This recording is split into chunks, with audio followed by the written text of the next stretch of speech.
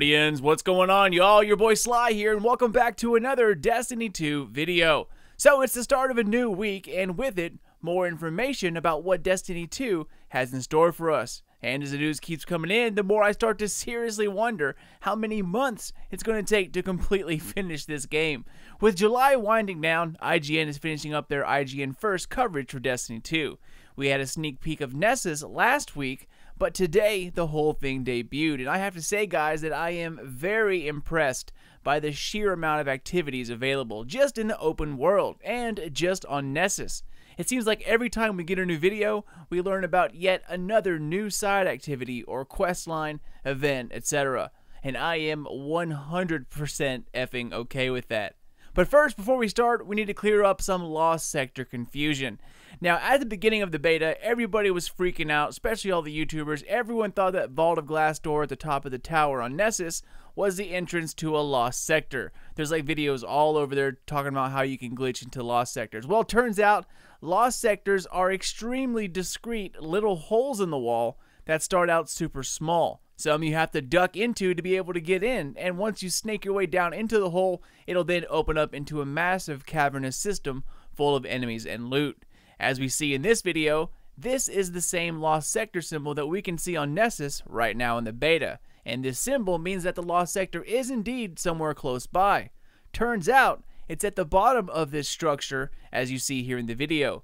The dev IGN was talking with told us that some are relatively easy to find and others are very well hidden and will take some time to actually find, something I am absolutely excited about. So the big Vault of Glass door at the top of that tower, it is not a Lost Sector. Turns out it's something completely different. What it is, we don't quite know yet. Perhaps it's part of a mission, but I'm sure we'll find out here in a month. More so than that, we now know how Bungie plans to add more lore into the game. It's called World Quests. These quests are exactly what they sound like, missions that take you around multiple areas within a destination and have you uncover the history of the planet or an event, moment in time, characters, what have you. These world quests not only give the worlds a sense of place, but they start to fit in with the larger picture of the Destiny universe. For example, Failsafe is the AI aboard Exodus Black, a colony ship from Earth that crashed on Nessus hundreds of years ago. We get to learn more about what happened back when it crashed and what happened to the crew. These quests supposedly are packed with history and story and take time to complete. These begin to unlock after you finish the main campaign.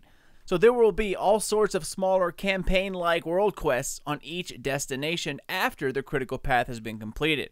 So that's on top of adventures and Lost Sectors and public events and secret bosses, flashpoints, heroic boss triggers, and the campaign. There is going to be a assload of things to do in Destiny 2, guys. Now, speaking of public events, they said that there are more new public events in Destiny 2 than have shipped over the entire course of Destiny 1. Apparently, these are no longer the easy, let's get this over with kind of public events. They have all been changed with added difficulty. There will also be secret objectives available within certain public events. You can activate a heroic trigger nearby that will then start a secondary objective that is much harder. This could keep going and end in a boss fight, or you could simply get loot from the objective itself. Sometimes during an event, random bosses will actually stroll up right into you while the event is ongoing, and trying to take it down while completing the event seems like it will definitely be a challenge. However, from what it sounds like, the loot will absolutely be worth it, especially early on when everyone's trying to get raid ready. As the video goes on, we get a better understanding where adventures fit in. World quests, like we talked about earlier, are a small secondary kind of campaign in a way. They are these like multi-step quests that tell a huge story and can span over multiple areas within a destination.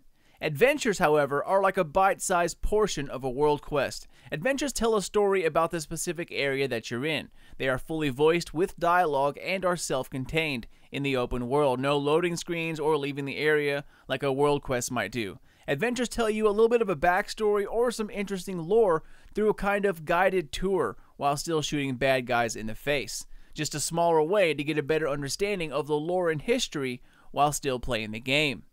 So as we move on, they talk about the fact that each destination has multiple patrol zones or landing areas. Whereas in Destiny 1, you clicked on patrol on one place and that was your only gateway into that destination.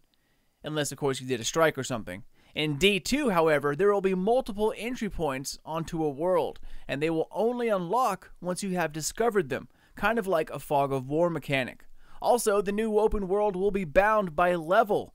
Your first entry point could be, completely easy, but if you head right instead, you could see a boss with red question marks. You go left, and it's the area you're supposed to be in with your normal leveled enemies. So instead of having everything the same level and all revealed, Bungie is putting emphasis on taking the time to completely scour each area that you're in. Since you aren't high enough to go to the next area, this encourages you to find every activity available that's on your level so you can, of course, become stronger. I personally love this idea, and I can't wait to see what all we find out there. It's going to be exciting, to once again see red question marks on an elite enemy or a major and have to run away with them because they're going to one-hit kill you. But in any case, the worlds are much, much bigger this time around, and thus the reason why there are multiple landing zones.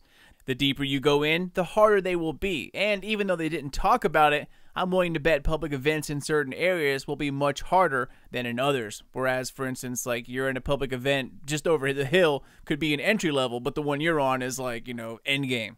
So I don't know about you all, but I'm absolutely loving this new emphasis on the open world. I spent hours looking for caves and dead ghosts in the first game. Not so much in the DLCs afterwards because, they were small, but when we had 4 huge planets to look over, I hopped around all of them hoping to stumble onto something cool. And now we know that there's hidden things to find out there for sure, so I definitely can't wait for that. And even more, they continue to add that on top of world quests being added to the destination after the campaign. They also said that there will be activities popping up that they're quote-unquote not ready to talk about yet. So, yet another activity that we can look forward to diving into. So, as the video starts to wind down, the content just keeps coming. Now, as we've heard before, each week there will be this featured event called a flashpoint. Flashpoints highlight one destination each week, and new activities will spring up all week. Heroic bosses, harder public events, and even some that you can trigger a super hard version of that will drop you even more high-end loot than normal. On top of that, Cade 6 will be selling treasure maps each week. These maps relate to the featured destination or flashpoint. What they do besides, get more loot, we have no idea. But again, we hear the devs talk about other activities that they are, again, quote, not ready to talk about, which of course means, again, more stuff to do. And I'm totally fine with that, so bring it on. And the last thing we get to see is a new tier of gear called Prestigious Gear. Now in Destiny 2, we have this list called Milestones. Think of it pretty much as like a record book 2.0. It keeps track of things that we need to accomplish in order to acquire certain rewards. Well, this milestone requires you to complete a certain number of public events in order to obtain this new tier of gear. You can be sure, since flashpoints are indeed endgame content, that these will not be some walk in the park level 5 public event either. Flashpoints supposedly up the difficulty around the entire area, hence why it's endgame only. But what I want to know is this new tier of loot. I mean, prestigious, is that like beyond exotic, not quite exotic, above legendary, something completely different? Either way, time will tell, but the more I learn, the more excited I become. Destiny 2, guys, is shaping up to be an open world lover's dream.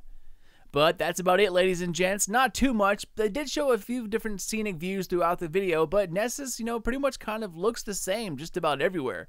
Square blocks of rock that looks like mountains, Vex milk, and red trees. Now, it looks great, don't get me wrong, but it's kind of hard to distinguish one area from another. Well, at least for right now. But with all these activities taking place in the game, I'm sure we'll get to know each area like the back of our hand.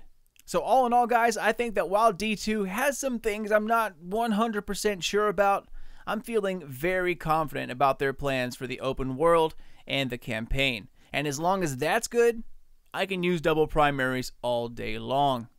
In any case, that's it for me, y'all. As always, thank you all so much for watching and for supporting the channel. If you want to watch the original IGN video, the link is in the box down below. I definitely recommend you check it out because even though I summarized most of it, it's not everything. So that is always worth a look. Take care, everyone. And if you're new to the channel, thanks for stopping by, and you're obviously a badass because you made it here. So spank those thumbs if you liked the video, join the nation, and keep it here for more Destiny 2 content in the weeks and months to come. You can check me out on Twitter or Facebook, Sly Nation Gaming. Keep those eyes peeled for more D2 vids coming out here very soon, but until then, This is your boy Sly. Later, guys.